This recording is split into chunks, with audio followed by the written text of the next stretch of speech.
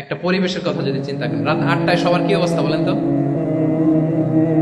আপনি তো ঘুম খুঁজে পান না, আপনার তো ইনসমনিয়া। আমাদের এখন ট্যাবলেট খাওয়া লাগে না ঘুমের জন্য?